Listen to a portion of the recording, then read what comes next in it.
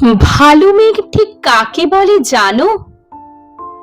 ভালো ছেলে মানে কি? তুমিও বলবে। সহজ প্রশ্ন, মাপকাঠি একটি। যে মেয়ে পেয়েছে অঙ্কে 100, যে ছেলে ভূগোলের সেরা, তারাই তো ভালো। সবাই বলছে হীরের টুকরো এরা। কাগজে ওদের ছবি ছাপা হয়, টিভিতে দেখায় মুখ। ওদের জন্য আমারও তো ভাই আনন্দে ভরে বুক। তবু কেন যেন তোমাকে বলছি, দেখে শুনে পাই ভয়।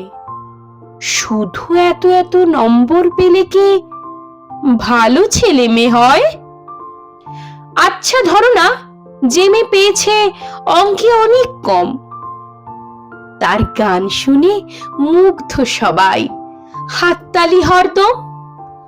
ওই যে ছেলেটা পাশ করে গেছে এবারেও টেনে টুনে, বলতে কি ভাই আমরা অবাক ওর আবৃত্তি শুনে। নাটকেও তার নেশা আছে খুব, পরের বিপদে ছোটে। পাড়ার তিন্নি বাংলায় নাকি 30 পেয়েছে মোটে। কিন্তু মেয়েটা খেলাধুলাতে 10 খানা গায়ে নামি। সত্যি বলো তো, তুমিও বলবে ওরা নয় কেউ দামি? চাই যে অনেক ইঞ্জিনিয়ার, চাই আরো ডাক্তার, পাশাপাশি চাই শিল্পী, খেলুড়ে, স্নেহময়ী সিস্টার।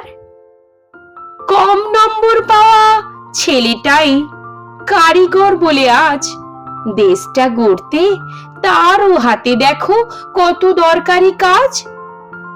পরের দুঃখে কাতর যে মেয়ে মুখটি করেছে কালো, কম নম্বর পেয়েছে বলে কি বলবে না ওকে ভালো?